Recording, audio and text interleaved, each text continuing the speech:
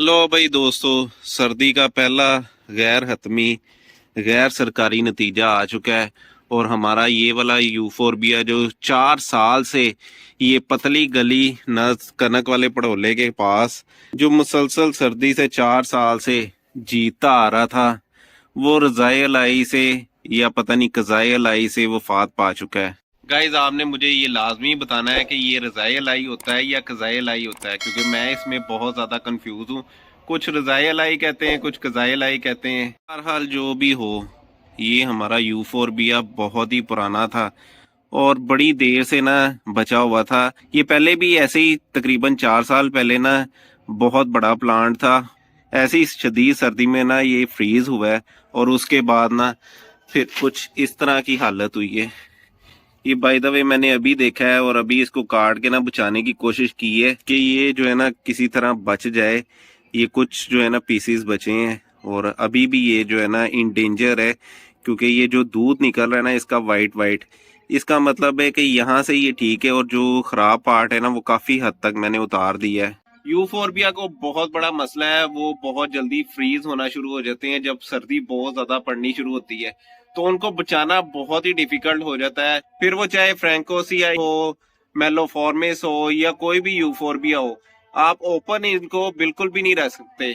खैर, मैं तो इस पौधे को ना देख के बड़ा ही खुश था कि ये जो है ना 4 साल से ना सर्दी से बचा हुआ है और बड़ा बेहतरीन ग्रो कर रहा है और इसकी ना बहुत ज्यादा शाखें निकलना शुरू हो गई थी। और मैंने सोचा था कि अब इसको ना शिफ्ट किया जाएगा किसी अच्छे गमले में यहाँ से निकाल के।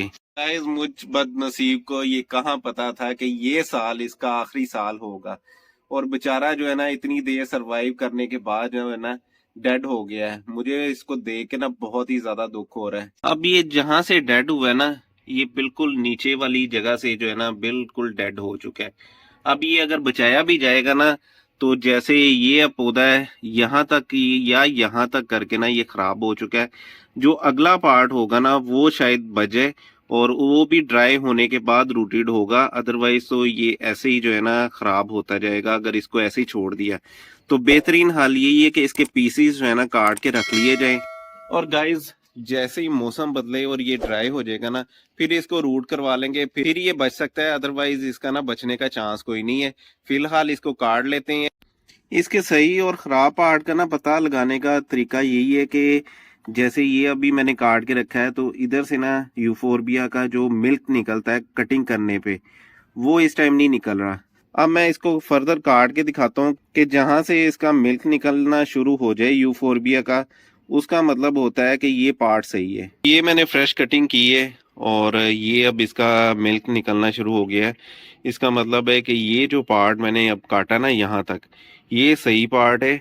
और बाकी जो यहाँ पे ये वाला पार्ट इससे मैंने अलहदा किया है, ये सारा खराब पार्ट है। और यहाँ पे आप देख सकते हैं कि ये लेफ्ट डाउन साइड पे ना ब्लैकिश सा है, ये भी पार्ट खराब है। कुछ ज्यादा कटिंग्स नहीं निकली, यही बस निकला है इतने बड़े प्लांट से। और देखें जो रिमेनिंग प्लांट है ना, वो किस तरह बुरी हालत में हो गया है कि मैं इसको दुबा रहा हूँ। ये वैसे जो है ना दुबाया जाता नहीं है और मैं दुबा रहा हूँ तो पानी सा बना हुआ है, बिल्कुल सॉफ्ट हो गया। और इसके अंदर जो हार्ड एक पार्ट होता है वो भी जो है ना नरम पड़ गया है, इतनी शदीद सर्दी पड़ी है। जो निकलना था ना वो मैंने निकाल लिया है। अब जाके ना हैंड वॉश करते हैं, क्योंकि दोस्तों इसका जो मिल्की सा लिक्विड होता है वो बड़ा पॉइजनस होता है। तो पहले जाके हैंड वॉश करते हैं, फिर चलते हैं फार्म पे, वहां पे काम है वो जाके करते हैं। अस्सलाम वालेकुम, welcome back to my YouTube channel. उम्मीद है कि सब दोस्त खैर खैरियत से होंगे। तो दोस्तों, हमारा एक बहुत ही पुराना प्लांट जो है ना वो जिंदगी की बाजी हार चुका है। लेकिन अब प्रिवेंशन के लिए ना मुझे बाकी प्लांट्स का ना कुछ करना पड़ना है। तो उसके लिए मुझे लगता है कि सब प्लांट्स के ऊपर ना फंगीसाइड का स्प्रे कर दें, क्योंकि सर्दियों में ना जब लाइट नहीं होती, जब धूप इतने दिन नहीं ना निकलती, तो उस पे फंगीसाइड का लाजमी स्प्रे करना चाहिए, क्योंकि फंगस जो है ना बहुत ज्यादा प्रमोट होती है। और कोई एक किस्म की फंगस का अटैक नहीं होता, बहुत सारी किस्मों का फंगस का अटैक हो जाता है। तो इसलिए हमें मामूल बनाना चाहिए कि जो है ना फंगीसाइड का स्प्रे गर्मियों में भी और सर्दियों में भी करना चाहिए। तो इस चीज के लिए आज शुक्र है कि मैं जो है ना यहाँ पे जो मेरी ये वाली बॉटल है, स्प्रे बॉटल, इसकी बैटरी जो है बिल्कुल ख़त्म हो चुकी थी। तो मैं ये लगा गया था तकरीबन जो है ना 3-4 घंटे पहले ना मैं इसको लगा गया था ताकि जो है ना ये चार्ज हो जाए। अभी भी स्टिल जो है ना ये रेड कलर की लाइट चल रही है, इसका मतलब है चार्ज हो रहा है, लेकिन काफ़ी हद तक जो है ना चार्ज हो गया है। जल्दी से स्प्रे कर देते हैं फंगीसाइड का। फिर मैं आपको फंगीसाइड की ना अफादियत के बारे में बताऊंगा कि हमारे जो एक बहुत ही सीनियर कलेक्टर है वो फंगीसाइड के बारे में क्या कहते थे। अब इसको उतारते हैं और आज ये सारे पेट्स है ना इनको नहीं छोड़ना, क्योंकि फंगीसाइड का स्प्रे करना है। और मोस्टली जो हमारे पेट्स है ना वो अक्सर जो मुर्गी है ना वो वहां पे चली जाती हैं, तो फिर ये मसला हो सकता है कि ये बीमार ना हो जाए। तो पहले तो ये फौरन जो है ना यहाँ से ये उतारते हैं और काफ़ी ऊपर करके ना इसको मैंने चढ़ा दिया है। इसका भी वेट कम नहीं है, अच्छा खासा वेट है। यहाँ पे हमारे ब्रूडर में एक चूजा रह गया था, फिलहाल इसको ओपन करके नहीं देखना क्योंकि मुझे अंदाजा है कि अंदर क्या हुआ होगा। मशीन तो औखे सौखे हो गए उतार ली, क्योंकि इसमें ना आधी कैन में पानी भरा हुआ था, पता नहीं कैसे इन्हें ऊपर चढ़ा दी और उस टाइम मुझे पता भी नहीं चला। बहरहाल यहाँ पे अब ले लेते हैं फंगीसाइड और एक और जो चीज़ जो हमने यूज़ करनी है वो शायद आपको याद हो, वेट किट हमने यूज़ किया था। ये वैसे मेडिसिन तो नहीं है, ये किस्म की जेल है। इसका फ़ायदा ये है कि जब भी आप किसी भी चीज़ में मिला के डालते हैं ना वो काफ़ी देर तक लीफ के ऊपर ही रहती है। गाइज मैं तो ज़्यादातर वैसे ड्रैगन ही यूज़ करता हूँ और ये सिंजेक्टा की ड्रैगन है। आपको जो बेहतर लगे, जो आपको इजीली मिल जाए वो आप फंगीसाइड यूज़ कर सकते हैं। असल में मेरा सिंजेक्टा यूज़ करने का मकसद ये है कि ये जब आप ओपन करते हैं ना तो काफ़ी देर तक, बल्कि पूरा साल इसको हो गया है, ये स्टील जो है ना अभी भी पाउडर फॉर्म में है। वरना एक बायर की आती है, वो आपने जब ओपन कर ली आपको फ़ौरन जो है ना सारी यूज़ करनी पड़ती है, वरना वो जो है ना हार्ड फॉर्म में हो जाती है और वो ज़्यादातर ज़ाया हो जाती है। और ये मैंने निकाल के रखा हुआ है वेट किट, कुछ इस तरह का नज़र आता है, ये भी इसमें ऐड कर देते हैं। स्प्रे हमारा रेडी हो गया और सबसे पहले जो है ना हमारा जो हवर्थिया का सेक्शन है वहाँ से स्टार्ट करते हैं, फिर यहाँ पे गेस्टीरिया और बाकी जितने भी प्लांट्स हैं उन पे डाला जाएगा। मैं यहाँ पे नोट कर रहा था कि को 3-4 दिन से ये पैलेट्स और दाना डाल रहा हूँ और अब इनका ना पैलेट्स और दाने से भी ना पेट भर गया। खैर दाना तो ये खा लिया इन्होंने, लेकिन जो है ना पैलेट्स छोड़ दिए हैं। 2-3 दिन से ना इनको सब्ज़ चारा नहीं डाला जा रहा और आज भी मैं गया हूँ लूसन लेने, लेकिन वो जो है ना ख़त्म हो चुका था। तो ये बात तो तय है कि इनको ना सब्ज़ चारा बहुत पसंद है, वो जितना मर्जी इनको खिला लें उनसे नहीं इनका पेट भरता, बल्कि ये जो दाना वगैरह ना इनसे भी जो है ना इनका दिल भर जाता है। अब कल लाजमी इनके लिए लूसन लाया जाएगा ताकि ये पेट भर के वो खा तो सकें।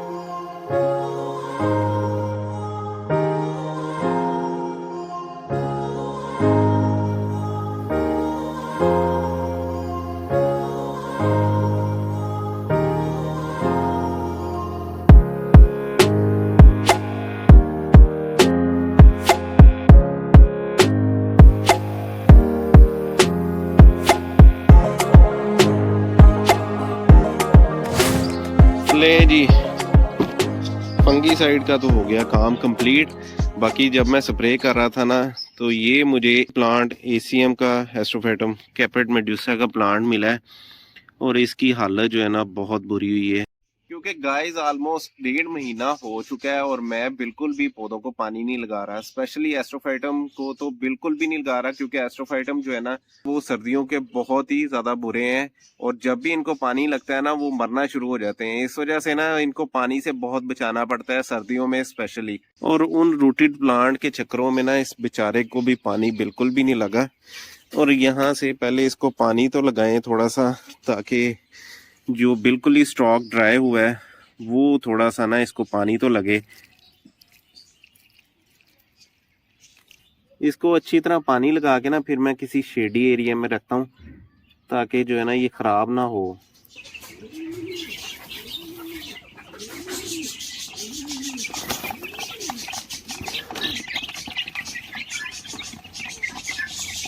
तो गाइस, फंगीसाइड की अफादियत की बात हो ही रही थी, तो हमारे एक बहुत ही सीनियर कलेक्टर फ़हीम सिद्दीकी साहब, उनको कौन नहीं जानता, बहुत बड़े कलेक्टर हैं कैक्टस और सेकुलेंट के। उनका मेरी तरफ एक दफ़ा चक्कर लगा और वो विज़िट करने आए थे मेरी कलेक्शन। उनको मेरे हवर्थिया और एरियोकार्पस बहुत ज़्यादा अच्छे लगे थे, बहुत ही हेल्दी लगे थे।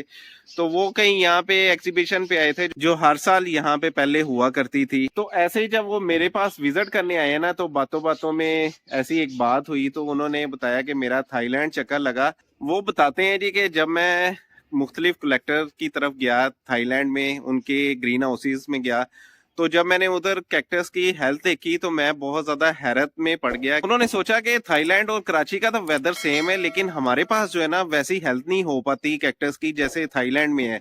फिर उनकी बात मुख्तलिफ कलेक्टर से हुई कि भाई ये क्या वजह है कि जो है ना हमारे पास वैसी हेल्थ नहीं हो पाती जैसे आपके पास है।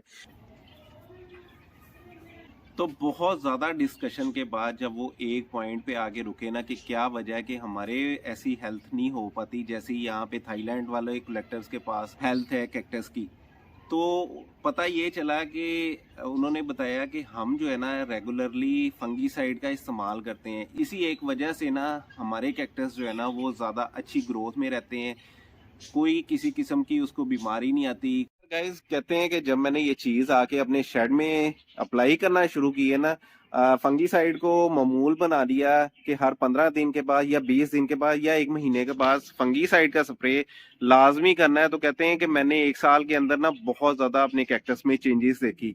स्पेशली कहते हैं मेरे पास ममलेरिया जो है ना वो इतने अच्छा ग्रुप नहीं बनाते थे और इतने अच्छा ग्रो नहीं होते थे। कहते हैं कि वो बहुत अच्छे ग्रुप्स बनाना शुरू हो गए और बहुत ज्यादा जो है ना अच्छी ग्रोथ में आना शुरू हो गए, सिर्फ फंगीसाइड डालने की वजह से। और हम लोग अगर फंगीसाइड का स्प्रे करना शुरू करें भी तो 1-2 दफा करके थक जाते हैं या भूल जाते हैं। या राय ये होती है कि यार इन प्लांट्स को फंगीसाइड का आदी ना बनाया जाए। हर बंदे की एक अपनी राय है। जो लोग करते हैं स्प्रे वो रिजल्ट लेते हैं, और जो नहीं करते हमारी तरह वो प्लांट्स मारते हैं, या वैसी ग्रोथ नहीं हो पाती जैसी हम चाह रहे होते हैं कि वैसा प्लांट ग्रो हो जैसे हम इंटरनेट पे देख रहे हैं या जैसे थाईलैंड वाले ग्रो कर रहे हैं। आज बेचारे हमारे रैबिट्स जो है ना भूखे ही हैं, इनको ना थोड़ा सा दाना डाल देते हैं। वैसे पैलेट्स तो ऑलरेडी डले हुए हैं, तो यहाँ से दाना ले लेते हैं और दाना इनको ला के डालते हैं ताकि गाइस इनकी भूख तो थोड़ी कम हो सके। यहाँ से लेते हैं जी, इतना काफ़ी होगा इनके लिए। ये भी पता नहीं खाते हैं कि नहीं, क्योंकि ऑलरेडी इनको मैंने दाना डाला हुआ था। दाना तो खैर इन्होंने खा लिया था और पैलेट्स रह गए हैं, दाना और पैलेट्स मिक्स करके डाला था। दाना अब दोबारा फिर डाल देते हैं क्योंकि पैलेट्स तो ऑलरेडी पड़े हुए हैं। खुल जा सिम सिम, मेरी रैबिट्स सामने ही बैठे हुए हैं ताकि जो है ना इनको दाना मिल सके। लो भी अब खा लो। ले जी, खाना शुरू हो गए हैं, इनका दिल कर पड़ा खाने को। तो गाय शाम पड़ गई है और यहाँ पे फार्म पे एक काम करने वाला अब रह गया है। वो ये है कि ब्रूडर में ना एक चूजा रह गया था सिल्की का। बाकी जो हमने ब्रूडर में रखे हुए थे वो ऑलरेडी 2 दिन पहले कुछ मर गए और उनमें से एक चूजा बच गया था जो कि मुझे लगता है कि आज मर गया होगा। जब मैं सुबह आया था ना इनको दाना डालने तो उसकी हालत बहुत खराब थी। मुझे नहीं लगता अब वो बचा होगा, उसको निकाल लेते हैं।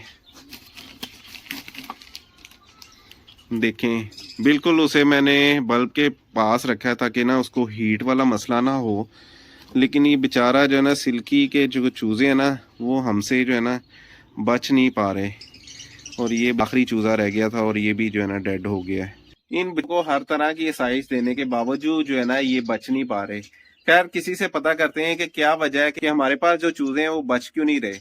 तो दोस्तों, इस वीडियो को करते हैं यहीं पे खत्म। उम्मीद है कि ये वीडियो आपको अच्छी लगी होगी। वीडियो अच्छी लगे तो लाइक जरूर कीजिएगा। मेरे channel exotic plants and pets को सब्सक्राइब भी कीजिएगा। अपना और अपने इर्द गिर्द लोगों का ख्याल रखिएगा। अल्लाह हाफिज।